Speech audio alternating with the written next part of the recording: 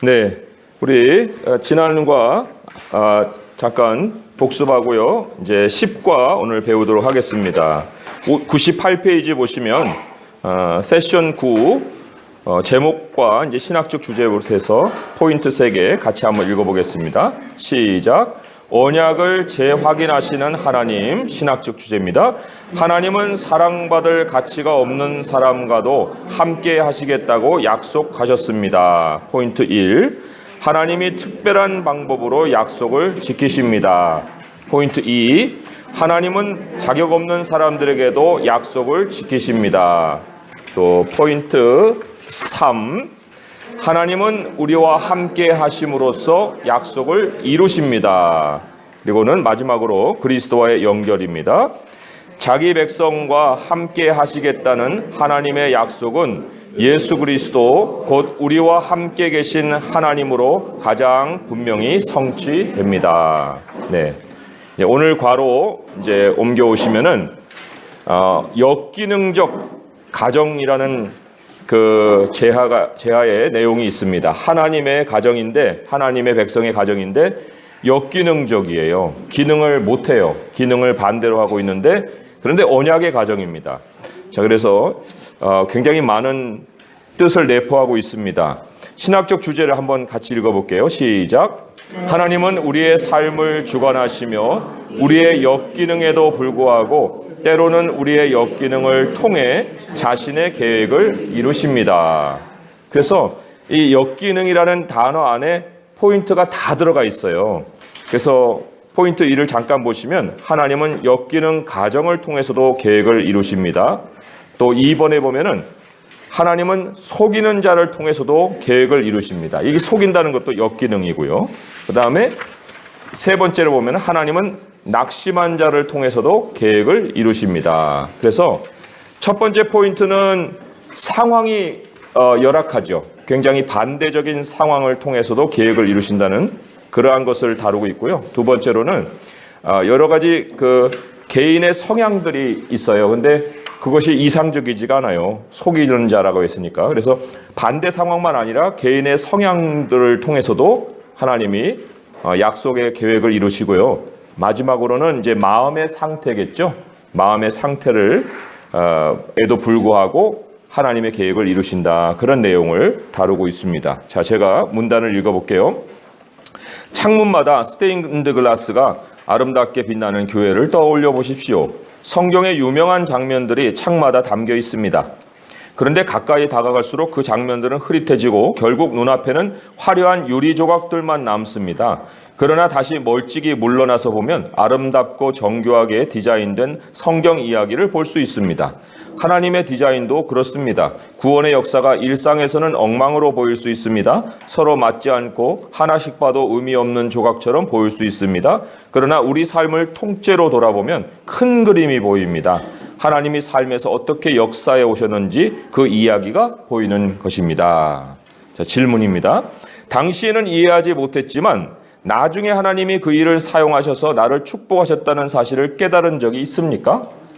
굉장히 많아요.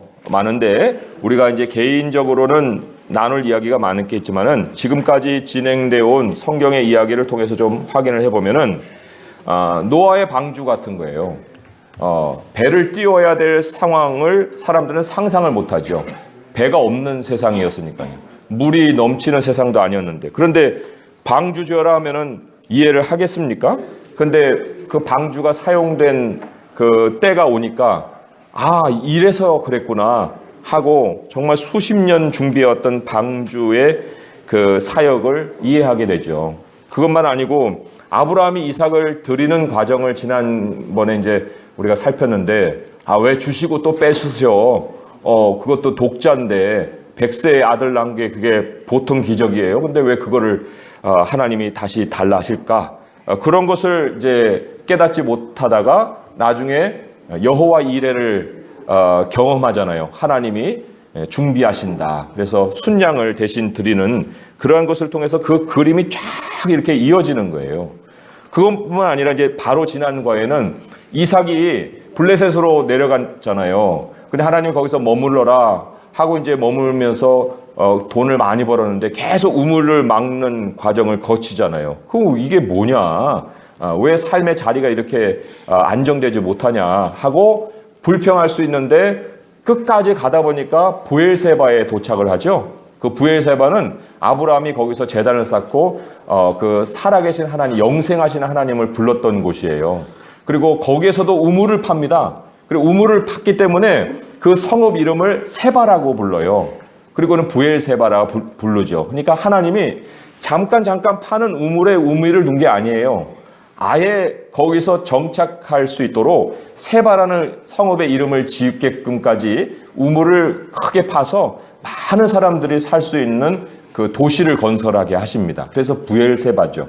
그러니까 이런 것들, 그러니까 나중에 하나님이 축복하시는 것을 우리가 경험을 할 수 있어야 되는데 중도에서 자꾸만 넘어질 경우가 많이 있거든요. 그래서 결국은 이제 하나님이 축복하셨다는 것을 우리의 삶의 이야기를 통해서도 많이 이제 끄집어낼 수가 있어요. 이제 그것이 오늘 이제 메시지의 핵심입니다. 자, 그러면 109페이지에 넘어와서 이제 요약되는 거 문단을 함께 한번 읽어보겠습니다. 이번 세션에서는 우리는 함께 읽으세요. 시작. 이번 세션에서 우리는 이삭의 역기능적 가정과 야곱의 속임수와 에서의 낙심에도 불구하고 하나님이 이 가정의 후손으로 오실 나사렛 예수를 통해 모든 열방의 백성을 구원하시려는 계획에 헌신하심을 보게 될 것입니다. 무자격자에게 자비를 베푸시는 하나님은 우리의 결점을 통해서도 은혜를 나타내십니다. 그 은혜가 어떻게 나타나는지 살펴보겠습니다. 했어요. 거기 한 사람의 짧은 글이 있어요. 하나님은 우리의 어리석은 결정조차 사용하셔서 하나님의 목적을 이루십니다. 했는데 그게 이제 이 질문의 여러 가지를 살펴본 핵심이에요. 우리가 완벽해서가 아니고 불완전함에도 불구하고 하나님은 자신이 행하시는 일들을 이루신다. 거기에 아주 적합한 말씀이 있어요. 우리가 지난 그 설교 때 말씀을 들었는데 빌립보서 2장의 말씀 같이 한번 찾아볼게요. 그랬기 때문에 우리가 어떤 자세를 가지고 매사를 대처해야 되느냐 하는 것까지도 말씀을 하고 있어요. 빌립보서 2장 13절 14절의 말씀이죠. 빌립보서 2장 13절 14절의 말씀 함께 한번 읽어보겠습니다. 시작. 너희 안에서 행하시는 이는 하나님이시니 자기의 기쁘신 뜻을 위하여 너희에게 소원을 두고 행하게 하시나니 모든 일을 원망과 시비가 없이 하라. 여기 모든 일이에요. 시비라는 것은 옳고 그름을 따지는 거예요. 그래서 따져봐야 그게 거기에서 결론이 안 나는 거거든요. 그러니까 원망도 할 것이 없고 옳다 그르다 막 이렇게 서로 논쟁을 벌일 필요도 없고 우리에게 그 소원을 두고 행하시는 분은 하나님이시니까 시작하신 것을 끝까지 이루실 것이다. 그래서 빌립보서 1장에 그 6절의 말씀을 우리가 또 한번 보면은 너희 안에서 착한 일을 시작하신 이가 그리스도 예수의 날까지 이루실 줄을 우리는 확신하노라 했어요. 그래서 우리 하나님께 마지막 결말을 드리고 과정은 정말 감사함으로 또 하나님과 동행하는 것이 너무너무도 중요하죠. 자, 포인트 1 함께 한번 읽어볼게요. 시작. 하나님은 역기능 가정을 통해서도 계획을 이루십니다. 제가 문단 읽어볼게요. 세상에 완벽한 가정은 없습니다. 어느 가정에나 유혹과 도전이 있습니다. 그렇지만 가정에 부으시는 하나님의 사랑과 은혜는 끊이지 않습니다. 하나님은 깨진 가정에도 자비를 베푸시는 분입니다. 우리는 이삭의 가정에 이 진리가 나타나는 과정을 살펴볼 것입니다. 하나님은 엮이는 가정을 사용하실 수 있고 또 실제로 사용하셔서 하나님의 계획을 이루십니다. 자, 질문을 볼게요. 우리가 흔히 볼 수 있는 가정의 역기능에는 어떤 것들이 있습니까? 복음의 은혜가 어떻게 이 역기능을 극복하게 합니까? 했는데 여기 이제 위에 문단에서 우리가 좀 실마리를 얻자면은 가정의 역기능이라고 할 때 거기에 깨진 가정이라는 말이 나와요. 깨진 가정. 또 거기 맨 첫 줄에는 유혹과 도전이 있는 이제 가정 이렇게도 우리가 연결시켜 볼 수가 있어요. 자, 이 깨진 가정 안에 여러 가지 이제 모양들을 우리가 생각해 볼 수가 있어요. 근데 야곱의 가정에 이삭의 가정이죠. 이삭의 가정에 어떤 깨진 모습들이 있었을까 할 때 장자권 싸움이 있는 거예요. 그거는 오늘날로 말하면 재산권 분쟁이라 할 수 있습니다. 왜냐하면 장자가 유산을 다 차지하니까 거기에 대해서 서로 불만을 가지고 유산 싸움을 하고 있는 이런 가정이 우리가 올바른 가정이라고 할 수 있어요? 또 부모가 편애를 하죠. 이삭이 사랑하는 에서가 있고 리브가가 사랑하는 야곱이 있으니 이 편애가 또 낳는 형제 간의 갈등이 또 있는 거예요. 그러니까 이 형은 또 야곱을 죽이고 싶겠죠. 거짓말 했는데 내 거 다 뺏어갔는데, 그러니까 이제 뭐 청부살인을 하든 뭘 하든 굉장히 이게 살벌한 상황까지도 갈 수 있는 거거든요.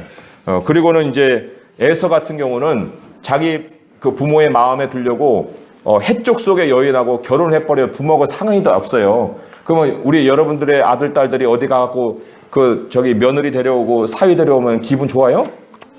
이게 얼마나 깨진 가정입니까?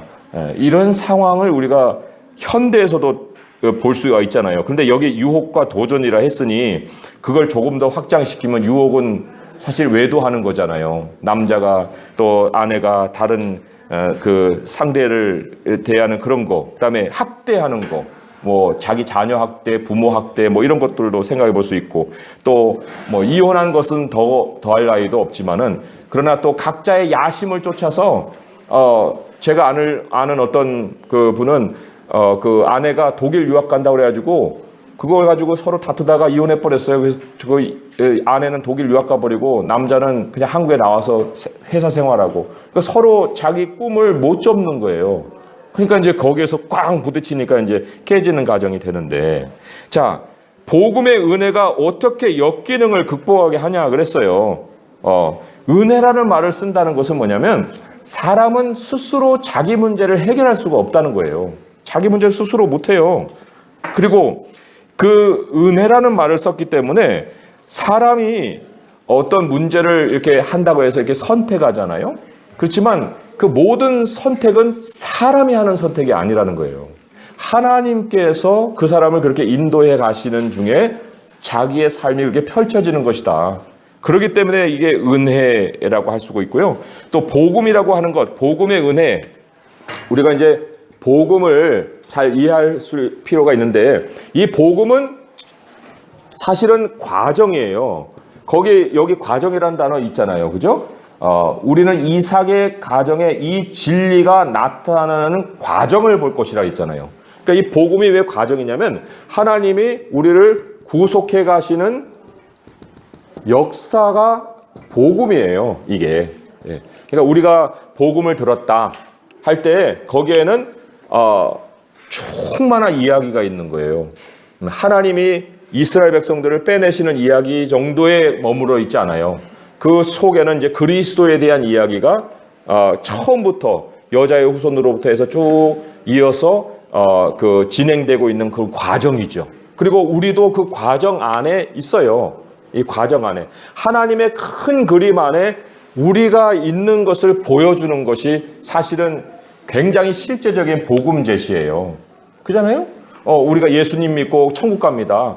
그것이 핵심이긴 하지만 그러나 그 천국 갈 수 있는 환경을 만들어 놓으신 하나님이잖아요. 그러면 그 사람이 나를 만나서 얘기하는 것 자체도 복음이고, 또 그 사람이 그런 어려움을 당하고 그런 과정 속에서 막 역경을 헤치고 나오려고 분투하는 것도 사실은 복음 안에 있는 거예요. 왜냐하면 역사니까요.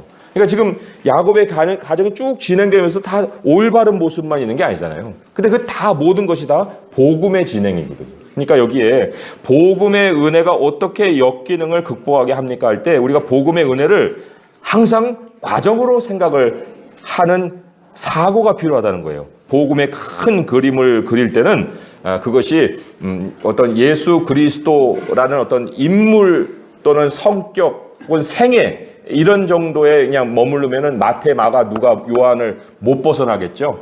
그렇지만 그것이 더 큰 하나님의 섭리 속에서 이어지는 거라면 창세기부터 요한계시록까지가 다 복음이 되는 거예요. 그래서 로마서 1장 2절을 한번 참고를 보시면은 하나님이 그 복음에 대해서 우리에게 제시를 하실 때 그 옛날부터 기록되어져 있는 것부터 시작을 합니다. 그러니까 예수 그리스도가 태어나신 그 시점부터 얘기하는 것이 아니고 이 복음은 로마서 1장 2절에 보면 이 복음은 하나님이 선지자들을 통하여 그의 아들에 관하여 성경에 미리 약속하신 것이라고 했어요. 성경의 미리 약속은 어느 시점부터 되냐면은 창세 때 하나님이 가라사대 때부터 시작하는 거죠. 그죠? 그때부터 시작해서 계속해서 진행이 되고 있는 거고, 그리고는 예수님이 오셔서 자신의 모습을 드러내신 이후의 복음의 핵심은 하나님의 나라잖아요. 그죠? 하나님의 나라. 예수님까지를 내다봤다면 예수님부터는 우리에게 하나님의 나라를 바라보게 하시는 것이 또한 복음의 큰 내용이에요. 우리는 다 하나님의 그 나라로 가고 있는 그런 상황이죠. 그래서 사람들에게 우리가 복음을 제시할 때 이 소망을 항상 같이 전할 수가 있어야 돼요. 자, 그러면 거기 문단 하나를, 제가 짧은 문단 하나 읽고 그리고는 본문을 보겠습니다. 창세기 27장에는 형제간의 대결이 펼쳐집니다. 이삭과 그의 가족이 역기능적이고 범죄하며 음모를 꾸며 다른 사람을 이용하는데도 불구하고 하나님은 자신의 약속을 은혜로 지키십니다. 자, 긴 본문이 있는데 1조가 긴 본문을 좀 크게 읽어주시기 바랍니다. 시작. 이삭이 나이가 많은 중이어서 잘 보지 못하더니 마다라의 에서를 불러 이르되 내 아들아 하니 그가 이르되 내가 여기 있나이다 하니 이삭이 이르되 내가 이제 늙어 어느 날 죽을는지 알지 못하니 그런즉 내 기후 곧 화살탄과 활을 가지고 들에 가서 나를 위하여 사냥하라. 내가 즐기는 별미를 만들어 내게로 가져와서 먹게 하리라. 내가 죽기 전에 내 마음껏 내게 축복하게 하리라. 이삭이 그의 아들 에서에게 말할 때 리브가가 그러더니 에서가 사냥하러 오려고 들러 나가니 리브가가 그의 아들 야곱에게 말하여 이르되 내 아버지와 내 형 에서에게 말씀하시는 것을 내가 들으니 이르시기를 나를 위하여 사냥하여 가져다가 별미를 만들어 내가 먹게 하여 죽기 전에 여호와 앞에서 내게 축복하게 하라 하셨으니 그런즉 내 아들아 내 말을 따라 내가 내게 명하는 대로 염소 때에 가서 거기서 좋은 염소 새끼 2마리를 내게로 가져오면 내가 그것으로 내 아버지를 내려 그가 즐기시는 별미를 만들니 네가 그것을 내 아버지께 가져다 드려서 그가 죽기 전에 내게 축복하는 대로 잡수시게 하라. 야곱이 그 어머니 리브가에게 이르되 내 뱃속에서는 털이 많은 사람이요 나는 매끈매끈한 사람인즉 아버지께서 나를 만드실 텐데 내가 아버지 눈에 속이는 자로 보일지라 복은 고사하고 저주를 받을까 하나이다. 어머니가 그에게 이르되 내 아들아 너의 저주는 내게 이르리니 내 말만 따르고 가서 가져오라. 그가 가서 끌어다가 어머니에게로 가져왔더니 그의 어머니가 그의 아버지가 즐기는 별미를 만들었더라. 리브가가 집 안 자기에게 있는 그의 마라를 어제의 좋은 누를 가져다가 그의 작은 아들 야곱에게 입히고 또 염소 새끼 가죽을 그의 손과 목에 매끈매끈한 것에 입히고 자기가 만든 별미와 떡을 자기 아들 야곱의 손에 주니. 아멘. 잘 읽으셨습니다. 창세기는 아브라함과 그의 후손에 대해 가감없이 묘사합니다. 우리는 그들이 서로 거짓말하고 속이고 음모를 꾸며 남을 이용하는 적나라한 모습을 봅니다. 아브라함과 이삭은 모두 아내를 남매라고 속이고 자신의 안위만 구했습니다. 이삭은 큰아들 에서를 편애했고 아내 리브가는 작은 아들 야곱을 편애했습니다. 리브가와 야곱은 원하는 것을 얻기 위해 기꺼이 다른 사람을 속였습니다. 그러나 이 모든 계략에도 불구하고 하나님의 은혜는 계속되었습니다. 하나님은 약속을 지키셨습니다. 인간의 권모술수와 죄악은 세상을 구속하시려는 하나님의 계획을 막을 수 없습니다. 자, 첫 번째 질문이에요. 좀처럼 해결되지 않는 문제 때문에 하나님의 계획과 사명에 참여하지 못할 만큼 낙심한 적이 있습니까? 예. 야곱에게 이 질문을 드린다면은 야곱은 이렇게 대답했을 거예요. 내가 장자로 태어나지 않았다. 이게 얼마나 해결 안 되는 문제입니까? 이거는 해결을 할래야 할 수가 없는 문제예요. 이거는 아주 불가능한 문제예요. 그러니까 하나님의 계획과 사명에 참여 못한을 낙심할 이유가 되죠. 아니 뭐 장자들을 통해서 하나님이 그 축복을 내려가시는데 내가 뭐 어떻게 해볼 도리가 없잖아요. 또 이 리브가도 하나님으로부터 꿈을 받았어요. 그 작은 자가 큰 자가 작은 자 섬긴다. 그렇게 꿈은 받았는데 딱 나는데 그 에서하고 야곱이 이렇게 성격도 다르고, 그리고 야곱은 에서를 이길 만한 그런 상황도 아니고 굉장히 그 좌절할 수 있는 그런 상황을 맞잖아요. 그러니까 이 괴리를 어떻게 메울 것이냐, 이것이 현실인데, 현실과 약속은 정반대라면 이게 어떻게 우리에게 정말 사명을 향해서 나갈 수 있도록 그 용기를 100배 불어넣어 줄 것이냐, 낙심만 시키지 않겠느냐, 이제 이런 것을 우리가 생각해 볼 수가 있겠죠. 자, 그런데 이제 두 번째 보시면은 이런 질문이 있어요. 불완전한 사람들에게도 하나님의 은혜가 계속된다는 사실이 나를 자유롭게 하고 하나님의 계획에 참여하게 합니까? 네, 어떻습니까? 그 옆에 박스가 굉장히 중요한 내용을 다루고 있어요. 하나님의 계획과 인간의 행동. 우리 함께 읽어보겠습니다. 시작. 우리의 삶 전체를 향한 하나님의 주권은 인간의 자유로운 행동까지 포함합니다. 잠언 19장 21절은 사람의 마음에는 많은 계획이 있어도 오직 여호와의 뜻만이 완전히 서리라 라고 말씀합니다. 주님의 계획은 우리가 완전히 이해하지 못하는 방법을 통해서 펼쳐지며 이 계획은 인간의 선택에도 영향을 미칩니다. 예수님의 십자가는 사람들의 사악한 결정에 의해 실행되었습니다. 그러나 이것은 이미 모든 것을 아시는 하나님의 계획 속에 있었습니다. 이처럼 인간이 자유롭게 선택한 죄의 행동들조차 이미 하나님의 포괄적인 계획 속에 들어 있습니다. 하나님이 자신을 사랑하는 이들에게는 모든 것이 합력하여 선을 이루도록 일하고 계심의 인을 아는 우리는 현재의 상황이 이해되지 않을 때도 계획하신 대로 이루시겠다는 하나님의 약속을 믿어야 합니다. 두 구절이 소개가 되는데 사도행전 2장 23절 한번 찾아볼게요. 사도행전 2장 23절에 예수님의 십자가 사건이 도대체 하나님의 계획과 어떻게 연결되어 있느냐 하는 것을 소개를 하고 있어요. 사도행전 2장 23절의 말씀 제가 읽어볼게요. 그가 하나님께서 정하신 뜻과 미리 아신 대로 내준 바 되었거늘 너희가 법 없는 자들의 손을 빌려 못 박아 죽였다. 하나님의 정하신 뜻, 또 미리 아신 대로 십자가의 사건이 일어났다는 것을 확인을 해주고 있어요. 그래서 여기에 우리가 좀 주목해야 될 문단은 위에서 6번째쯤에 주님의 계획은 이렇게 시작하는 문장이 있습니다. 주님의 계획은 우리가 완전히 이해하지 못하는 방법을 통해서 펼쳐지며 이 계획은 인간의 선택에도 영향을 미칩니다. 하나님이 행하시는 그 일이 굉장히 기이하고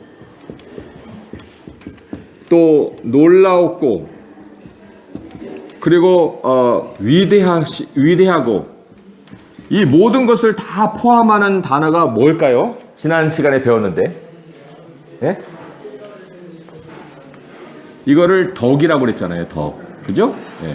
하나님께서 우리를 향해 행하신 아름다운 덕, 그 아름다운 덕이 바로 기이한 일, 놀라운 일, 위대하신 일을 다 포함하는 개념이에요.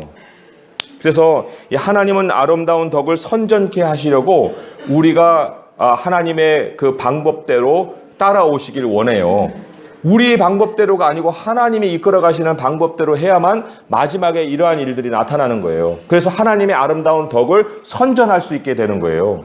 그 중간에서는 우리의 이해가 안 되죠. 방법이 우리의 방법이 아니니까요. 그러나 하나님의 방법을 따르면은 반드시 그렇게 마지막에 모든 것이 합력해서 선을 이룬다. 로마서 8장의 말씀에 그것의 대상이 굉장히 그 뭐 어떤 부분이 아니고 모든 것이에요. 모든 것이 다 하나님이 계획하신 것으로 다 모여와요.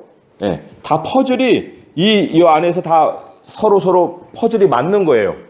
그러니까 지금 현재 일이 어떻게 결말이 될 것이냐 하는 것에 대한 고민을 우리가 하는 것이 염려이면 하나님이 마지막에 이루시는 모든 것은 뭐라고요?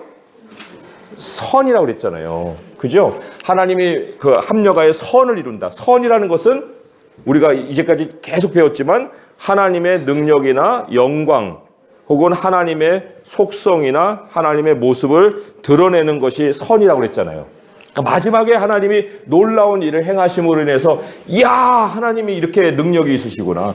야 하나님이 이렇게 영광을 받으시는구나. 야 하나님은 이런 분이시구나 하고 이렇게 환호성을 지르게 만든다는 거죠. 모든 것이 합력하여 나의 실패도 다 포함을 해서 모든 거예요. 그러니까 우리가 지금 겪고 있는 것들 개인적으로 한번 생각해 보세요. 기도 제목도 이루어지지도 않고 지체가 되고 지연이 되고 그것 때문에 속상하고 사람들하고 자꾸 만날 때마다 그냥 부끄럽고 만나고 싶지도 않고 얘기하고 싶지도 않고 막 이런 머리 싸매고 들어놓고 싶은 그런 일들이 다 합력해서 어디를 향한다고요? 선을 향한다는 거예요. 그런데 누구를 위해서요? 하나님을 사랑하는 자라고 했어요. 하나님을 사랑하는 자. 이 사랑이 항상 우리가 생각해야 될 것이 우선순위라고 그랬잖아요. 우선순위. 하나님을 사랑한다는 건 하나님을 가장 우선에 둔다는 거예요. 그리고 다른 것을 미워한다는 건 그걸 차선에 두는 거예요.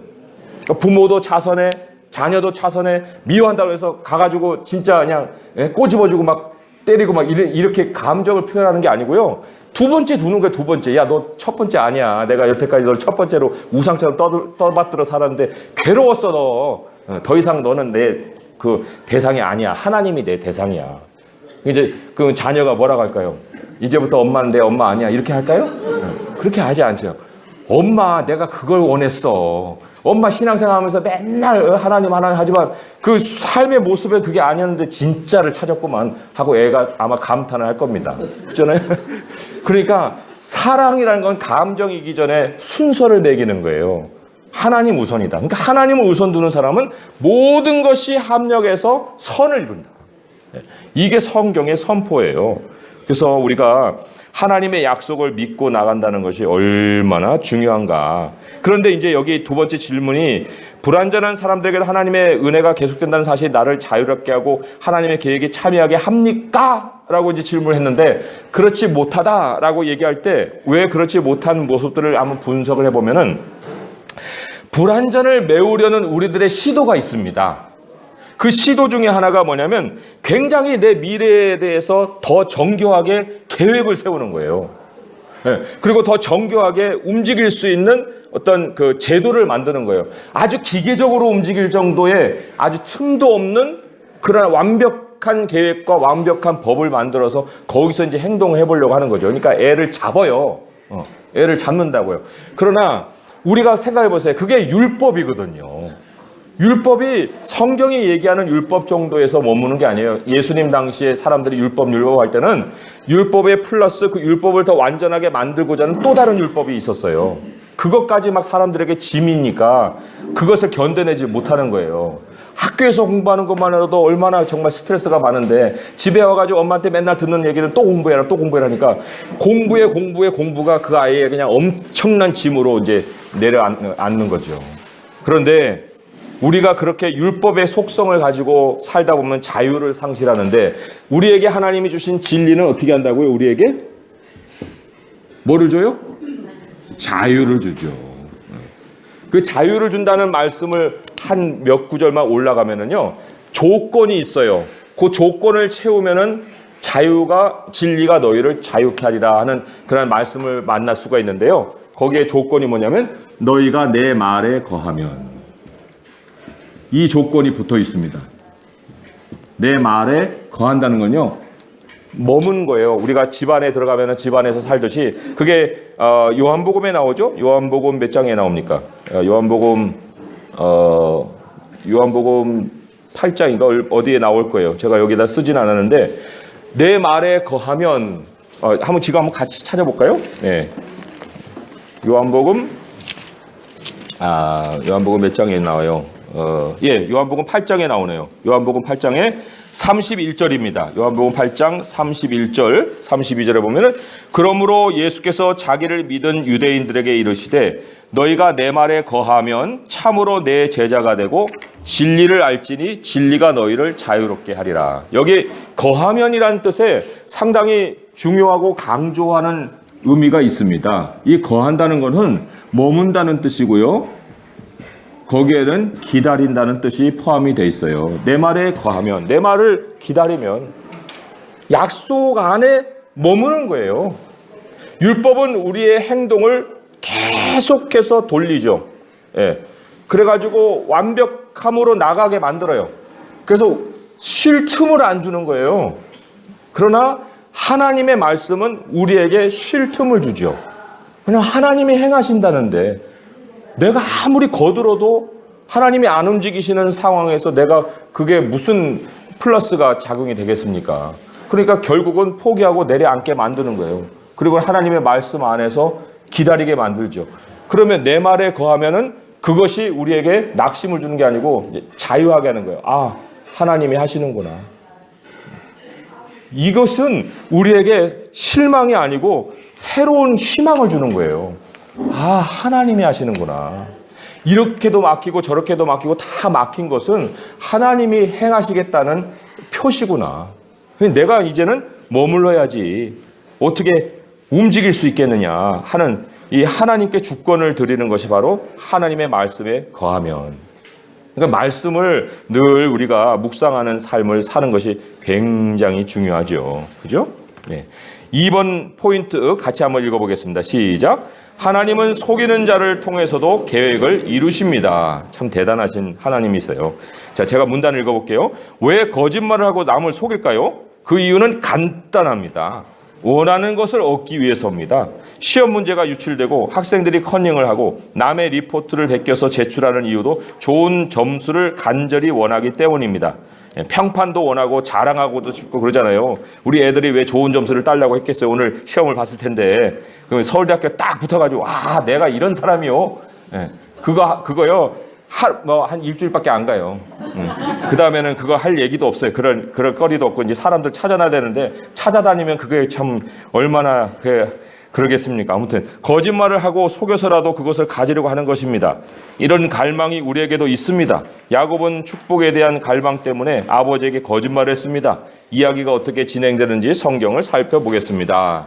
자, 2조하고 3조가 함께 읽으세요. 네, 시작. 야곱이 아버지에게 나아가서 내 아버지와 보더니 이르되 내가 여기 있노라.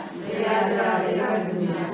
야곱이 아버지에게 대답하되 나는 아버지의 맏아들의 소로소이다.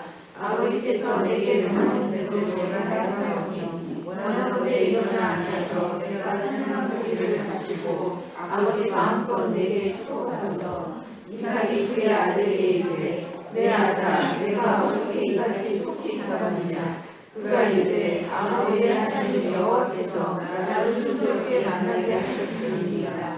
이삭이 야곱에게 이르되 내 아들아 가까이 오라. 내가 과연 내 아들에서인지 아닌지 내가 너를 만져보려 하노라. 야곱이 그 아버지 이삭에게 가까이 가니 이삭이 만지며 이르되 음성은 야곱의 음성이나 손은 에서의 손이로다 하며 그의 손이 형 에서의 손과 같이 털이 있으므로 구별하지 못하고 축복하였더라. 이삭이 이르되 내가 참 내 아들 에서냐. 그가 대답하되 그러하나이다. 이삭이 이르되 내게로 가져오라. 내 아들이 사냥한 고기를 먹고 내 마음껏 내게 축복하리라. 야곱이 그에게로 가져가매 그가 먹고 또 포도주를 가져가매 그가 마시고 그의 아버지 이삭이 그에게 이르되 내 아들아 가까이 와서 내게 입맞추라. 그가 가까이 가서 그에게 입맞추니 아버지가 그의 옷에 향수를 맡고 그에게 축복하여 이르되 내 아들의 향수는 여호와께서 주시는 아들의 향수로다. 하나님은 하늘의 이슬과 땅의 기름이며 풍성한 묵시와 포도주를 내게 주시기를 원하노라. 만민이 너를 섬기고 열국이 내게 굴복하리니 내가 형제들의 주가 되고 내 어머니의 아들이니 내게 굴복하며 너를 저주하는 자는 저주를 받고 너를 축복하는 자는 복을 받기를 원하노라. 아멘. 참 이게 에서가 털이 많긴 많았나 봐요. 아니 양털하고 사람 털하고 이게 같아요? 그러니까 이게 만졌는데 그게 에서의 털이라고 생각할 정도면은 이게 얼마나 털이 많은 사람이니. 그러나 또 이삭이 또 속아졌을 수도 있겠죠. 근데 손은 그렇다 쳐요. 그런데 목소리를 어떻게 바꾸는가 모르겠어요. 아빠 하는 애는요, 아빠 이렇게 못해요. 무슨 음성 변조 톰 크루즈도 아니고 뭐 이렇게 소프트웨어를 달은 것도 아닌데 어떻게 아빠가 됩니까? 그런데 이게 굉장히 아이러니한 일이지만은 아무튼 이삭이 야곱을 축복하기는 했어요. 일은 진행이 됐습니다. 자, 제가 문단 읽어볼게요. 야곱은 원하는 것을 얻으려고 음모를 꾸미고 거짓말을 했습니다. 사실 야곱은 아버지에게 진실을 말할 기회가 많이 있었지만 축복의 눈이 멀어 아버지 이삭을 속였습니다. 우리도 야곱과 별반 다르지 않습니다. 원하는 것을 손에 넣을 수 있다면 진실을 왜곡해도 괜찮다고 생각합니다. 수입을 누락시켜 세금을 안 내거나 환급을 더 받으려고 허위로 신고합니다. 내 뜻대로 원하는 결과를 얻으려는 욕망이 거짓말을 부추기는 것입니다. 자, 질문을 할게요. 쉽게 거짓말을 하는 자신에게 놀란 적이 있습니까? 주로 무엇 때문에 무엇을 얻으려고 거짓말을 하는 것 같습니까? 예, 속으로 놀라겠지 뭐 겉으로야 놀란 척을 하면 큰일 나죠. 거짓말 했는데 얼굴로 표정이 딱 나타나면 그거 안 되니까 굉장히 고도의 기술을 요하는 거예요. 놀라는 것도 속으로 놀라야 되고 말은 거짓말을 내뱉고. 예, 무엇 때문에 그런다고요? 원하는 게 간절할수록 그렇다고 했잖아요. 이유 간단하다고 그랬잖아요. 원하는 게 너무 간절한 거예요. 그리고 그게 눈앞에 있을수록 거짓말이 더 쉬워지는 거예요. 거짓말이 더 아주 그냥 그 자리에서 나올 수가 있는 거예요. 그러니까 아까 이 말씀드린 것처럼 애가 왜 성적표 그거 나중에 결과가 자기가 한 것도 아닌데 그런 높은 결과만 얻어요? 왜냐하면 자랑하고 싶어서. 참 똑똑한 아이다. 이런 어떤 평판을 받고 싶어서. 그리고 또 어떤 사람은 얻으려고도 거짓말하지만 안 잃어버리려고도 거짓말을 하는 거예요. 다 한 번쯤 해보셨죠? 예? 점수 고쳐가지고 부모님한테 이렇게 대는 거.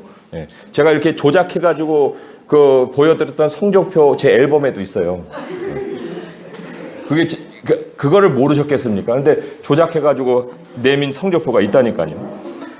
아무튼 상황을 모면하고 싶어서도 거짓말을 하고, 그리고 어떤 상황을 자기 식대로 풀어보고 싶어서도 거짓말을 하고, 뭐 여러 가지 이유들을 우리가 생각을 해볼 거예요. 무엇 때문에 무엇을 얻으려고 뭐 여러 가지 이제 생각을 해볼 수 있겠죠. 자, 두 번째는 쉽게 거짓말하는 내 마음의 갈망을, 간절히 바라는 게 갈망이에요. 쉽게 거짓말하는 내 마음의 갈망을 어떻게 변화시킬 수 있을까요? 그러니까 쉽게 거짓말하고자 하는 뭐 그런 것을 이제 간절히 바라는 건지, 아니면은 내가 원하는 것이 너무나도 해서 쉽게 거짓말한다는 뜻인지, 그 문장은 조금 애매하긴 하지만 그것을 이제 우리가 너무 갈급해서 쉽게 거짓말한다 그런 뜻으로 한번 생각해 볼 때 어떻게 그걸 변화시킬 수 있느냐, 그런 속성을. 갈망의 내용을 포기할 것이냐? 절대로 포기를 못 하겠죠. 예, 그런 거 포기하는 사람은 도가 아주 어떻게 돼요? 극도의 뭐라 해요? 도를 깨친 사람이에요. 도를 깨친 사람. 예, 우리가 뭘 원하는 것에 대한 내용을 포기하는 것이라기보다는 변화시킬 때는 그 내용을 이루어줄 그 주권자, 그분을 나에게서 하나님께로 옮기는 거예요. 그잖아요? 삶의 주권을 하나님께 옮기는 거죠. 그래서 여기에 위에 읽었던 문단 두 번째, 내 뜻대로 원하는 결과를 얻으려는 욕망이라고 했는데, 그런 것이 바뀌어서 주님의 뜻대로, 아버지의 뜻대로. 예수님이 마지막 겟세마네 동산이 그거 아니에요. 내 뜻대로 하오지 마옵시고 아버지의 뜻대로 하옵소서. 그러나 내 뜻대로에서의 소망은 다 아래긴 했어요. 그러나 마지막은 아버지의 뜻대로. 그러니까 내 뜻대로 한다는 것은 결과를 주목하는 거예요. 결과. 예.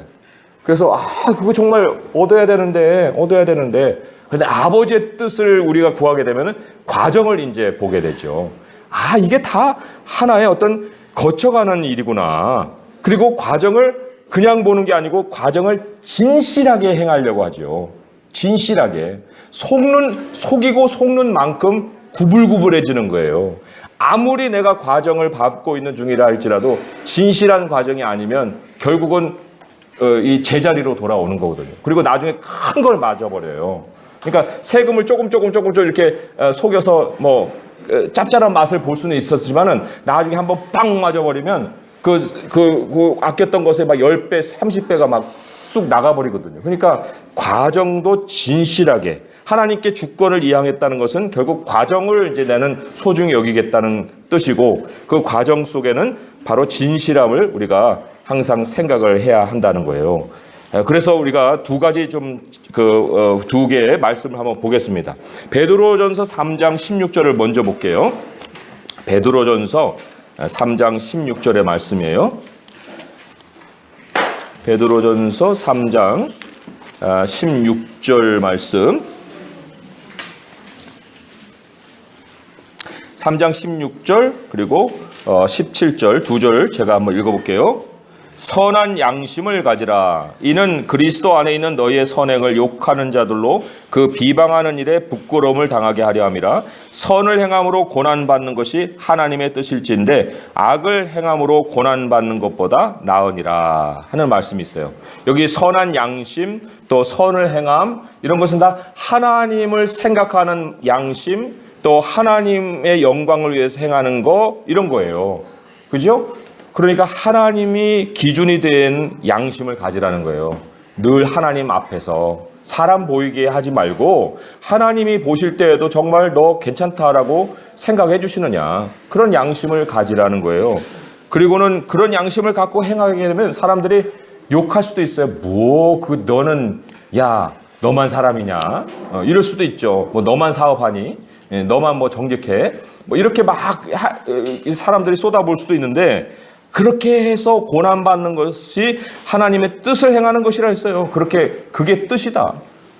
악을 행함으로 고난받는 것보다 훨씬 낫다. 결과는 느리더라도 그러나 그 찾아오는 결과는 누구도 빼앗을 수가 없다는 거죠. 누구도. 그래서 이 하나님이 우리에게 늘 생각을 하나님께 두고 살으라는 것이었고요. 그 다음에 또 하나 히브리서 13장 18절의 말씀 거기 두 군절을 찾아본다고 했으니까요. 두 번째로는 히브리서 13장 18절의 말씀이에요. 거기도 이제 선한 양심도 있는데요. 뭐라고 나오냐면 우리를 위하여 기도하라. 우리가 모든 일에 선하게 행하려 함으로 우리에게 선한 양심이 있는 줄을 확신한다 했어요. 그죠? 우리가 하나님의 기준을 가지고 살고 있다는 것의 표시가 뭐냐면 선하게 행하려는 그 태도가 있는 거예요. 그 실천이 있는 거예요. 그죠? 하나님의 뜻을 위해서 살려는 모습이 있는데 거기에 대해서 무엇을 부탁하고 있습니까? 기도 부탁하고 있죠. 혼자 할 수 있는 게 아니라는 거예요. 그래서 하나님 A라는 집사님이 정말 이제 선하게 행하려고 노력을 하고 있어요. 하나님 도와주세요. 하나님께 간구하는 거죠. 그 원더풀 라이프라는 그 영화 아십니까? 예, 그게 이제 영화 제목으로 미국에서 이제 원더풀 라이프인데 한국에서는 어떻게 번역이 됐는지 모르겠어요. 근데 한번 찾아보세요. 굉장히 감명 깊은 영화고 성탄절하고 연결된 그건데 어떤 한 사람을 그 이름이 뭐죠? 배우 이름이? 예, 배우 이름 아주 유명한 사람이에요. 옛날 영화예요. 옛날 영화, 흑백 영화인데 그런데 이 사람이 다 이제 도와주고 자기 동생을 위해서 살고 모든 걸 다 포기하고 뭐 하는데도 이제 나중에 은행이 파산 지경에 나온다고요. 그래가지고 이 사람이 이제 다리에 갖고 자살을 하려고 해요. 자살하려고 하는데 거기에 이제 장면이 이렇게 이건 뭐 스포일이 아니에요. 예, 그 옛날 영화.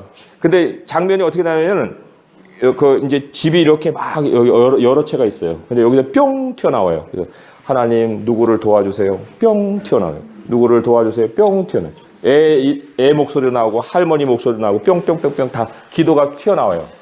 그런데 그 다리에서 천사를 만나죠. 이 사람 뛰어내려요. 근데 그 물에서 어떤 노인이 건져줍니다. 예.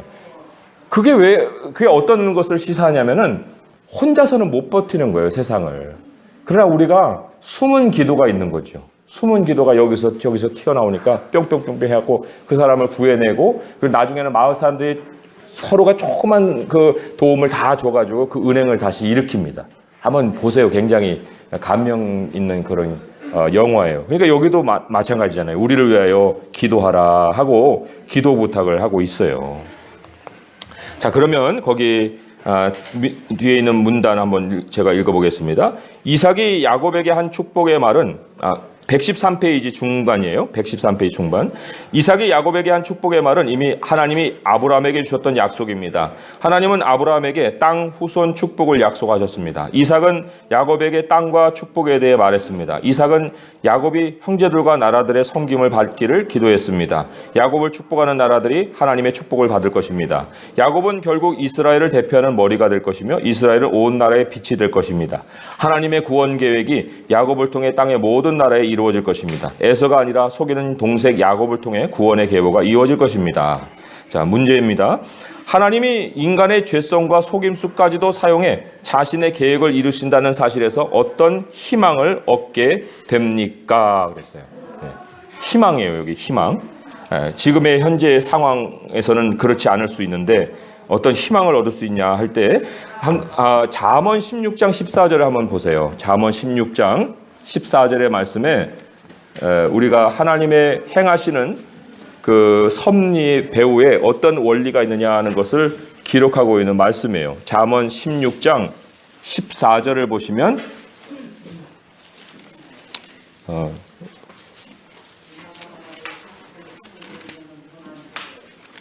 16장 4절이네요. 4절. 16장 4절. 16장 4절. 여호와께서 온갖 것을 그 쓰임에 적당하게 지으셨나니 악인도 악한 날에 적당하게 하셨느니라 할 때 그의 각주가 붙어 있죠. 거기에 보면은 일을 주에 이렇게 돼 있어요. 주에. 그가 이제 주에란 뜻이에요. 주의 쓰임. 이 쓰임이라는 것이 purpose입니다. 목적이란 뜻이에요. 목적. 주의 쓰임, 주의 목적. 그 목적.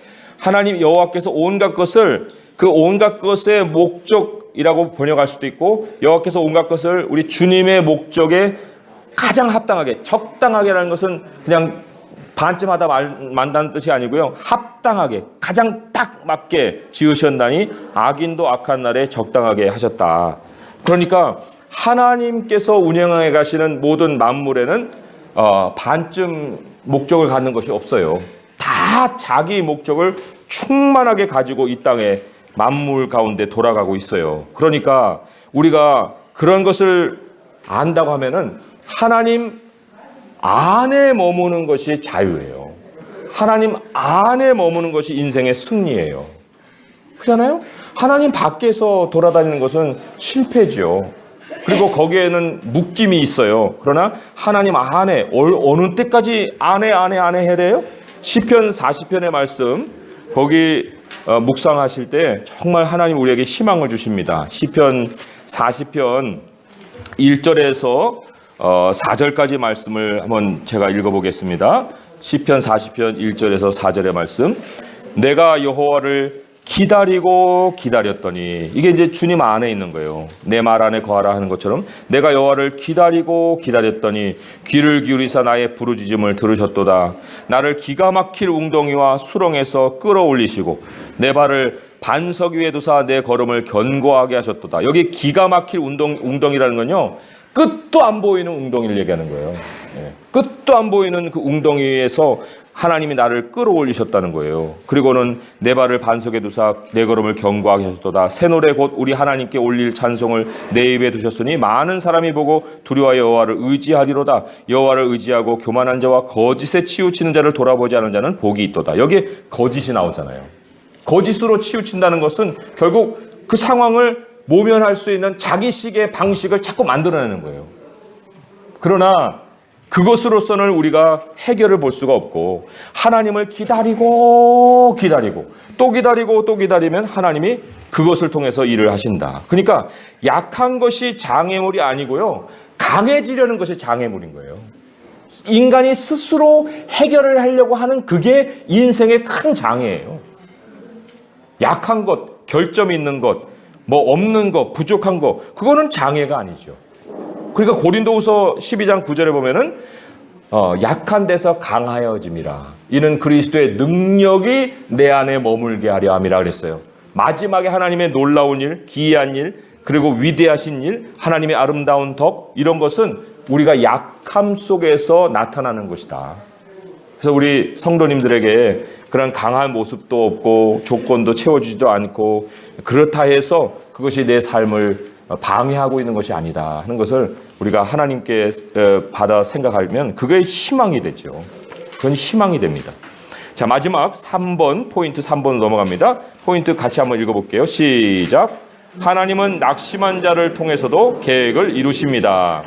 우리가 원하는 것과 하나님이 우리 삶에 원하시는 것이 항상 같지는 않습니다. 하나님의 다스림 가운데 살며 그분의 방법대로 행하는 것이 가장 좋습니다. 그리스도 안에 있는 자들에게 기쁜 소식은 우리 눈에 실패가 분명하더라도 그것이 하나님의 계획을 무산시키지 못한다는 사실입니다.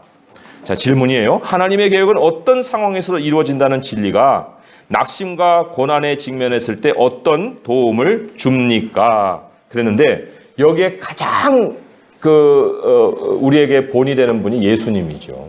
예수님이 어떻게 이 낙심하고 고난을 받을 수 있는 상황에서 그것을 이겨내셨을까? 히브리서 12장 2절의 말씀, 3절의 말씀이에요. 우리가 다 익히 알고 있는 말씀인데 한번 보겠습니다. 히브리서 12장 2절에서 3절의 말씀이에요. 예. 우리 한번 한 목소리로 읽어보겠습니다. 히브리서 12장 2절 3절 시작. 믿음의 주요 또 온전케 하시는 이인 예수를 바라보자. 그는 그 앞에 있는 기쁨을 위하여 십자가를 참으사 부끄러움을 개의치 아니하시더니 하나님 보좌 우편에 앉으셨느니라. 너희가 피곤하여 낙심하지 않기 위하여 죄인들이 이같이 자기에게 거역한 일을 참으신 일을 생각하라 그랬어요. 여기 이제 예수님을 우리에게 어떻게 소개하고 있냐면요. 믿음이에요. 믿음인데 믿음의 주예요. 이거는 저자라는 뜻을 갖고 있어요. 글을 쓰면은 다 저자가 있잖아요. 그럼 믿음을 만드시는 분이에요. 믿음을 만드시는 분. 또 시작하시는 분. 믿음이 우리에게서 나오는 게 아니죠. 믿음의 주가 예수님이라고 했으니까요. 그렇죠? 예수님을 바라보면은 믿음을 시작을 할 수 있고 또 믿음을 어떻게 한다고요? 온전케.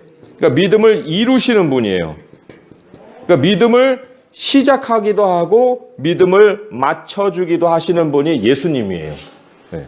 믿음의 주요 또 믿음을 온전케 하시는 그분이에요. 그분을 바라보는 거예요. 근데 그분에게서 뭐를 우리가 배우냐면은 십자가라는 게 얼마나 부끄럽습니까? 다 베꼈는데 그 인간이 당할 수 있는 모든 수치와 그리고 그동안에 막 예수님을 떠받들었는데 그 떠받들었던 그때의 상황은 사람 생각 안 하고 그냥 땅에다 맺혀버렸잖아요. 그러니까 얼마나 그게 이 자괴감이 들겠어요. 부끄럽고. 그런데 예수님 어떻게 했어요? 부끄러움을 개의치 않았다. 상관 안 했다는 거예요. 참고 개의치 않았다는 거. 고난을 함께하고 부끄러움을. 사실 우리 지금 한국 사회에 믿음을 굉장히 어렵게 만드는 것 중에 하나가 체면 문화거든요. 멀쩡한 것을 보여줘야만 거기에서 하나님의 영광을 나타낸다고 생각을 하는 이 생각이 예수님의 십자가하고 전혀 맞지를 않는 거예요. 내가 하나님의 뜻을 행하고 있다고 생각하고 확신이 들면 하나님이 그런 믿음을 주셨으면 내가 모든 겪는 그 일이 사람들에게 어떻게 보이든지 간에 그것을 부끄럽게 보이기도 하고 사람들의 손가락질을 받을 수도 있고 그러에도 불구하고 그거를 참고 개의치 하지 말아야 되는 거예요. 결말은 하나님이 가지고 계시니까. 그런데 그것을 우리가 자꾸 가리려고 하다가 오고 또 그것을 다른 모양으로 좀 보여주려고 하다고 그러다 보니까 이게 거짓이 되는 거죠. 진실이 감춰지게 되는 거예요. 오늘 히브리 12장 11절에서 12절에 보면 이런 말씀이 있어요. 그러므로 피곤한 손과 연약한 무릎을 일으켜 세우고 너희 발을 위하여 곧은 길을 만들어 저는 다리로 하여금 어그러지지 않고 고침을 받게 하라. 고침이 힐링이에요. 치유를 받아야 돼요. 그런데 이 저는 다리가 치유를 받을 수 있는 것은 다리에 있지 않아요. 곧은 길에 있죠. 곧은 길. 곧은 길. 이 곧은 길이 뭐예요? 하나님이 놓아주신 길이에요. 하나님이 걷게 하시는 길이에요. 하나님의 뜻이 있는 길이에요. 십자가의 길이에요. 골고다로 올라가는 그 길을 얘기하는 거예요. 그게 사람 볼 때는 구불구불한 길이죠. 포하고 싶은 길이죠. 어떻게 그게 곧은 길입니까? 그런데 거기로 직접 향하여 가서 예수님이 그거를 만약에 물리치시고 안 하려고 했다가 보세요. 그러면 그 시간만 연기가 되는 것이지 해결이 안 되잖아요. 그러나 직접 가셔서 십자가에 달리셨고 3일 만에 부활하셨고 가장 단축시키신 거예요. 모든 것이. 그러니까 우리가 하나님 앞에 걸어가는 길이 곧은 길이 되려면은 거짓이나 술수나 꾸밈이나 이 체면 문화에 매여 있는 모든 것들을 다 집어 던져버려야 되는 거예요. 거기에 매여서 피곤하게 살았던 모든 삶을 다 던져버려야 되는 거예요. 그리고 나는 한국 사회는 그럴지라도 나는 하나님의 나라의 문화에서 산다. 결국에 하나님이 우리 자신의 삶을 하나님의 영광으로 더 씌워줄 것이다. 이 믿음을 가지고 사는 것, 그것이 우리에게 큰 도움이 되는 거예요. 여기 하나님의 계획은 어떤 상황에서도 이루어진다는 진리가 낙심과 고난에 직면했을 때 어떤 도움을 줍니까? 엄청난 도움을 주죠. 자, 계속 읽어볼게요. 야곱의 속임수로 에서는 비탄에 잠기고 하나님의 축복을 받지 못했습니다. 이러한 심각한 상황에도 불구하고 하나님은 여전히 역사하시며 세상을 구속하기 위한 계획을 이루고 계십니다. 본문을 읽으며 에서의 반응을 살펴봅시다. 자, 여기 두 조가 함께 읽어주시기 바랍니다. 두 줄. 예, 시작. 이삭이 야곱에게 축복하기를 마치니 야곱이 그의 아버지 이삭 앞에서 나가자 곧 그의 형제가 사냥하여 돌아옵니다. 그가 별미를 만들어 아버지에게 가지고 가서 이르되 아버지의 얼굴에서 아이들이 사냥한 고기를 주시고 마음껏 내게 축복하소서. 그의 아버지 이삭이 그에게 이르되 너는 누구냐? 그가 대답하되 나는 아버지가 알겠고 아버지의 마음을 내세웠습니다. 이삭이 시신을 이르되 그러면 사냥한 고기를 내게 한 자가 누구냐? 내가 언제 내가 다 먹고 그를 위하여 축복하였으니 그가 반드시 복을 받을 것입니다. 에서가 그의 아버지의 말을 듣고 손이 되어 물으며 아버지에게 이르되 내 아버지여 내게 축복하소서. 내게도 그리하소서. 이삭이 이르되 너의 아버지와 가서 죽여 내 복을 받았도다. 에서가 이르되 그의 이름을 야곱이라 하니 합당하지 아니하니까 그가 나의 손님이 이것이 두 번째니이다.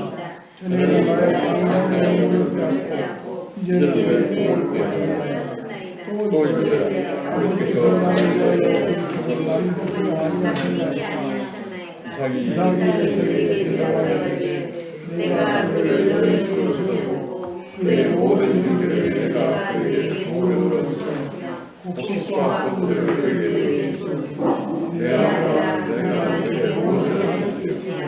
에서가 아버지에게 이르되 내 아버지가 내 복이 하나뿐이니까 내 아버지가 내게 축복하소서. 내게도 그리하소서. 그를 높여오니 그 아버지 이삭이 그에게 대답하되 내 손은 땅의 기름 집에서 멀고 내게는 하늘의 집에서 멀 것이며 너는 하늘을 보고 생각하겠고 내 아버지 누구게 것이며 내가 내 얼굴을 볼 때에는 그 너희를 내 집에서 생각하리라 하였더라. 아멘. 히브리서 저자는 에서가 상황 때문에 슬퍼하기는 했지만 부도덕하고 불경건했기 때문에 회개할 기회를 갖지 못했다고 기록합니다. 성경에는 망령된 일이라고 얘기를 했어요. 에서는 낙심했습니다. 동생에게 장자권에 이어 축복마저 빼앗겨 영적인 슬픔에 빠졌습니다. 하나님의 큰 구원 계획에서 이 사건은 무엇을 의미할까요? 약속된 대로 에서는 야곱을 섬길 것입니다. 에서의 후손 에돔이 이스라엘과 싸우겠지만 결국 모든 나라가 이스라엘에게 절할 것입니다. 창세기 3장 15절에 뱀의 후손이 전쟁을 벌이지만 마침내 여자의 후손이 이긴다는 약속이 여기서도 이어집니다. 족장들이 받은 약속은 이방 나라들이 그들에게 절할 것이며 하나님이 잘못되었던 모든 것을 바로잡으신다는 것입니다. 사실 하나님이 아브라함과 이삭 그리고 지금 야곱에게 이스라엘에게 하신 약속들은 열방과의 관계에서 이중적인 의미를 갖습니다. 첫째, 하나님의 백성이 열방을 축복할 것입니다. 둘째, 하나님의 백성이 열방을 다스릴 것입니다. 이 두 가지가 동시에 오를 수 있을까요? 어떻게 이스라엘이 세상 모든 나라를 축복하는 동시에 다스릴 수 있을까요? 사도행전 15장에서 야고보는 대위임령을 통한 예수 그리스도의 복음으로 이것이 가능하다고 말합니다. 예수님은 아브라함의 자손으로서 모든 나라를 축복하시는 분입니다. 그러나 그 축복은 그분께 무릎 꿇은 자들에게만이 받을 수 있습니다. 이스라엘의 후손이신 예수님으로부터 열방이 축복을 받지만 그것은 그들이 예수님께 순복할 때에 가능합니다. 예수 그리스도를 우주의 왕으로 고백하며 엎드리는 사람들이 세계 도처에 있습니다. 비록 이삭의 가정이 역기능적이었고 야곱은 속이는 아들이었으며 에서는 낙심한 아들이었지만 세계 열방이 결국 아브라함과 이삭과 야곱의 후손으로 오신 예수님께 절할 것입니다. 그리스도께 순복할 때 구원이 임합니다. 그래서요. 자, 질문이에요. 왕이신 예수님께 순복하는 것이 지배나 강압에 의한 것이 아닌 사랑의 행동인 이유는 무엇일까요? 그랬어요. 자, 지배나 강압으로 느껴지는 그런 상황은 이런 거예요. 아무 문제 없는데 자유를 강탈당하는 거, 이런 거는 강압이고 억압이에요. 지배잖아요. 그러니까 하나님 앞에서 만약에 그런 느낌을 받는, 이거는 왜 내가 예수님만 믿어야 돼? 왜 내가 하나님만 믿어야 돼? 왜 그분만이 유일한 하나님이야? 막 이런 식으로 생각하는 것은 뭔가 그분과 내가 1대1이라는 생각이에요. 스스로 내 모든 것을 행할 수 있는데 왜 그분이 내 삶에 개입을 하는 거야? 뭐 이런 식의 생각을 하는 거거든요. 그러니까 내 자유가 빼앗기는 것 같으니까 뭐 설령 한두 번 교회에 나온다 할지라도 진리를 제대로 접하지 않은 사람은 뛰쳐나가버려요. 내 삶 내가 다시 뭐 이런 생각을 하게 되는 거죠. 지배나 강압이에요. 그러나 우리가 예수님을 따르는 것은 그런 강제성을 통해서가 아니거든요. 사랑의 행동이었거든요. 왜 사랑의 행동일 수밖에 없느냐? 우리가 순복하는데 그거는 우리의 모든 문제에 대한 하나님의 해결책이 우리 중심이 아니고 하나님 중심이기 때문에 그런 거예요. 그리고 그렇기 때문에 예수님이 희생을 당했잖아요. 우리에게 무슨 희생을 원하셨습니까? 예수님이 희생을 당하시고 그분이 모든 짐을 지시고 그분이 해결하시고 약속해 주시고 우리는 그냥 믿기만 하라고 하는 것인데 왜 그게 힘들어요? 그것은 모든 거 하나님 행하시고 우리는 그 행하심에 연결되기만 하면 되거든요. 그러니까 하나님 안에 머물기만 하면 되는 거기 때문에 그것이 우리에게는 사랑의 행동이고 하나님을 우선해 두는 행동이라 하는 거예요. 여기에 옛날에 율법에도 그러한 법이 있었어요. 종이 주인하고 같이 삽니다. 그리고 이제 종이 자기가 이제 빚져서 종이 된 거예요. 한 6년간 이제 종이 되고 7년째는 이제 풀어주거든요. 근데 풀려날 때 보니까 이거는 내가 주인을 떠날 수가 없어요. 왜냐하면 주인이 자기를 종같이 부린 게 아니에요. 굉장히 베풀어주고 먹여주고 입혀주고 사랑해주고 했어요. 그러니까 떠나고 싶지 않아요. 그래서 주인을 사랑한다고 고백을 합니다. 그러면 주인이 그 귀를 벽에다 대고 송곳을 딱 뚫어요. 그럼 영원히 그 주인에게 속하는 거예요. 그럼 영원히 그 주인에게 속하면 영원히 그 사람의 신분은 종이냐? 그것을 강조하고자 하는 것이 아니라 그 사람들의 관계는 영원히 맺어지는 관계가 되는 거예요. 영원히 책임져주는 관계, 영원히 의지하는 관계가 되는 거. 그게 어디에 나오냐면 신명기 15장에 나와요. 한번 찾아보세요. 신명기 15장에 우리가 이러한 관계를 하나님과 맺었다는 거예요. 그래서 이 신명기 15장 이 율법은 하나님과 우리의 관계를 율법 속에 담아놓고 있다고 볼 수 있어요. 신명기 15장 12절에서 제가 18절까지 좀 빠른 속도로 한번 읽어볼게요. 내 동족 히브리 남자나 히브리 여자가 내게 팔렸다 하자. 만일 6해 동안 너를 섬겼거든 7째 해에 너는 그를 놓아 자유롭게 할 것이요. 그를 놓아 자유롭게 할 때는 빈손으로 가게 하지 말고 내 양무리 중에서와 타작 마당에서와 포도주 틀에서 그에게 후히 줄지니 곧 내 하나님 여호와께서 내게 복을 주신 대로 그에게 줄지니라. 너는 애굽 땅에서 종되었던 것과 내 하나님 여호와께서 너를 속량하였음을 기억하라. 그것으로 말미암아 내가 오늘 이같이 내게 명령하노라. 종이 만일 너와 내 집을 사랑함으로, 여기 사랑의 동기잖아요. 너와 동거하기를 좋게 여겨 내게 향하여 내가 주인을 떠나지 아니하게노라 하거든 송곳을 가져다 그의 귀를 문에 대고 뚫으라. 그리하면 그가 영구히 내 종이 되리라. 내 여종에게도 그같이 할지니라. 그가 6해 동안에 품꾼의 삭세에 배나 받을 만큼 너를 섬겼은즉 너는 그를 놓아 자유하게 하기를 어렵게 여기지 말라. 그리하면 내 하나님 여호와께서 내 범사에 내게 복을 주시리라. 사랑의 행동으로 하는 모든 것에 하나님의 복이 있어요.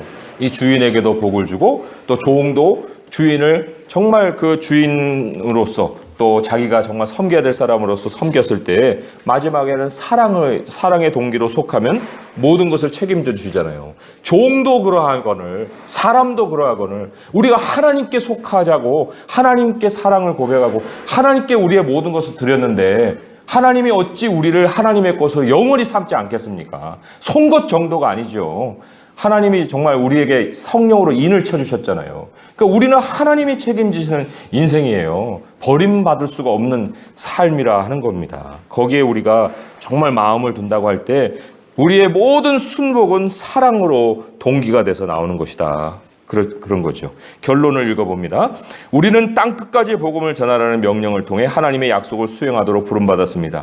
우리가 세상으로 나아가 주 예수 그리스도에 관한 좋은 소식을 전할 때 모든 나라의 죄인들이 왕이신 예수님께 무릎을 꿇고 그들이 하나님의 은혜로운 약속들을 받을 것입니다. 그러므로 우리는 자신의 역기능을 극복하고 이웃과 열방을 향해 담대히 나아가야 합니다. 왜냐하면 우리는 온 우주를 다스리는 분의 권세로 나아가기 때문입니다. 이 권세로 하는 건 권세를 가지고, 그죠? 권세를 가지고. 우리가 사람들에게 나아가는 건 담대히 나갈 수 있는 것은 권세로 나가기 때문에 그런 거예요. 하나님의 권세가 우리 배후에 있기 때문이다. 그렇죠? 그리스도와의 연결 함께 읽어볼게요. 시작. 야곱의 인생은 우리에게 구원자의 필요성을 보여줍니다. 야곱은 축복을 얻고자 거짓말을 하고 속였지만 그를 찾아오신 하나님을 만난 후에야 진정한 복을 받을 수 있었습니다. 예수님이 우리가 마땅히 받아야 할 심판을 대신 받음으로써 그분이 마땅히 받으셔야 할 축복을 우리가 나누어 받게 되었습니다. 네, 이제 조별로 나누어서 좀 그 질문에 답을 해보시기 바랍니다. 한 12~13분 정도 시간을 드릴게요. 네, 이제 좀 같이 한번 해볼까요? 네. 문제가 그렇게 어렵진 않은데 답을 찾기가 좀 곤란할 수도 있었을 거예요. 제가 읽어볼게요. 무자격자에게 자비를 베푸는 것이 하나님의 특기이신 만큼 우리가 자신의 결정과 씨름하는 동안에도 하나님은 그것을 통해 은혜를 나타내십니다. 첫 번째요. 우리의 결점이 어떤 식으로 우리를 하나님의 사랑에서 멀어지게 할까요? 이게 어떤 방식이냐면요. 결점 때문에 우리가 거짓말도 하고 음모도 꾸미고 남을 이용하기도 하고 또 불완전함을 메우려는 여러 가지 시도도 하기 때문에 계획도 더 꼼꼼하게 세우고 또 여러 가지 이제 법도 만들고 그럴 수 있는 많은 일들이 일어나죠. 근데 그런 것 중에는 이제 바꿀 수 없는 선천적인 조건도 있어요. 차자로 출생을 했다든지 또 예수님처럼 나사렛 출생이라든지 우리도 지역적인 어떤 그런 배경도 갖고 있는데 이제 그런 것 때문에 자꾸 좌절하죠. 아우 나는 아니야. 나는 못해. 이렇게 좌절하는 경우로도 멀어질 수도 있어요. 그러니까 적극적으로 내 현실을 은폐시키는 거짓을 말할 수도 있고 그리고 부정적으로 아주 나락으로 떨어져 가지고 못해라는 상황으로 가서 하나님의 사명과 이제 멀어지게 만든 그런 상황을 우리가 1번에서 생각을 해볼 수가 있습니다. 자, 그런데 두 번째로 우리의 연약함을 자랑하며 그리스도의 능력으로 말미암아 하나님께 영광 돌릴 수 있는 방법은 또 무엇입니까? 했어요. 그래서 여러 차례 말씀을 드렸지만은 과정을 신실하게 순응해 가야 돼요. 하나님은 우리의 모든 삶의 목적을 가지고 계시기 때문에 그것이 일어나는 과정 중에 있는 거기 때문에 현실을 너무 부정으로 볼 것이 아니고요. 과정을 신실하게 순응해 간다. 그러면서 내 뜻대로가 아니고 아버지의 뜻대로 간구하는 거죠. 우리의 원함을 다 얘기할 수 있어요. 기대를 내려놓으라는 것이 아니라 기대를 다 말을 할 수 있으나 아버지의 뜻대로 우리가 간구를 하고요. 그리고는 하나님이 주시는 약속이 있을 거예요. 그러면 약속에 머무르되 끝까지 머무는 거예요. 정말 그게 우리에게 자유를 주고 그것이 우리에게 승리를 준다고 그랬잖아요.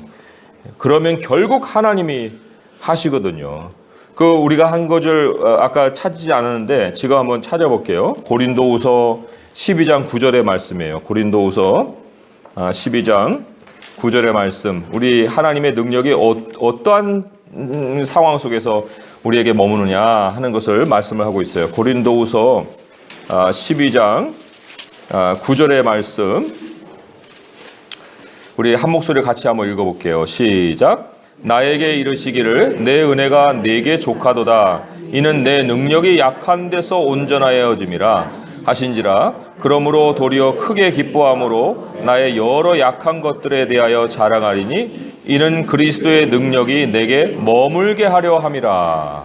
하나님의 능력이 늘 머물려면은 우리의 약함을 하나님께 가지고 나갈 수 있어야 돼요. 그리고 약함을 오히려 내가 정말 긍정적으로 빛 가운데서 볼 수 있어야 하는 거죠. 자, 세 번째 문제는 이렇습니다. 하나님의 사명에 참여해 땅의 모든 민족을 축복할 수 있는 방법은 뭐예요? 그것은 하나님 말씀을 들고 담대히 나가는 거예요. 담대히, 그죠? 왜냐하면 하나님의 능력이 함께 하는 거니까요. 그리고 그들을 축복할 수 있는 방법은 그들을 하나님께 순복하는 길로 인도하는 거예요. 그래야만 하나님 안에서 복이 나오지 어디서 복이 나오겠어요? 우리가 그들을 복을 줄 수 있는 것도 아니고. 그러니까 우리는 하나님의 능력 안에서 담대히 그들에게 나갈 수 있어야 되고, 또 나가되 우리 자신이 그들에게 어떤 큰 인물로 드러나는 것이 아니라 정말 그들이 하나님의 주권 아래 순복할 수 있는 그러한 모습이 되도록 기도하고 또 수고해 그러한 모습을 가져야겠죠. 그럴 때 이제 그들이 축복을 받는 그러한 결과가 있습니다. 제가 한 가지 기도 제목 좀 말씀을 드리고 부탁을 드리고 싶어요. 이제 아시는 분들은 다 아시겠지만은 저도 이제 좀 정리를 해야 되고 그리고 새로운 계획을 가지고 이제 나아갈 때가 되어서 하나님이 그런 마음을 주셨기 때문에 좀 여러 가지 이제 기도해야 될 것이 있는데 그게 이제 혼자 할 수 있는 일이 아니잖아요. 아까 바울도 그 기도 제목을 이제 내세웠듯이. 그래서 제가 옛날에 만들은 그 홈페이지가 있어요. OTNT인데 Old Testament, New Testament예요. 그래서 구약 신약이고요. .net예요. 이게 97년부터 만들었는데 옛날부터 이제 만들었던 홈페이지 디자인을 제가 다 간직하고 있거든요. 근데 옛날에 막 반짝반짝반짝하고 막 글이 지나가고 별스러운 걸 다 이제 만들어 보다가 요즘은 조금 차분해지긴 했는데 애들은 마음에 들질 않아요. 어쨌든 여기에 그 홈페이지 들어가시면은 거기 그 기도 요청이라고 하는 하이플링크가 있습니다. 그거 이제 누르시면은 제가 거기에 이제 기도 제목을 좀 적어놨어요. 그래서 우리 성도님들이 좀 저를 위해서 기도해 주시고, 그리고 이거는 제 개인의 일이 아니라 하나님의 나라를 같이 세워가는 일이니까요.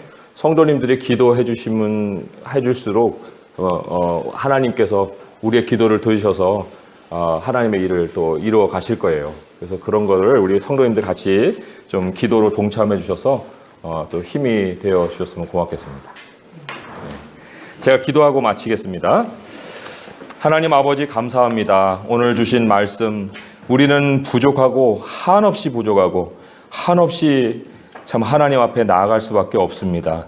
그러나 하나님, 우리의 연약함을 통해서도 하나님의 계획을 이루시는 위대하신 하나님이 계십니다. 하나님, 여기 어느 한 사람이라고 다 참 멀쩡한 사람 없고 또 만족할 사람이 없고 미래에 대한 염려 없는 사람 한 사람도 없습니다. 그런데 하나님이 다 이 모든 것들을 합력의 선을 이루신다고 약속하십니다.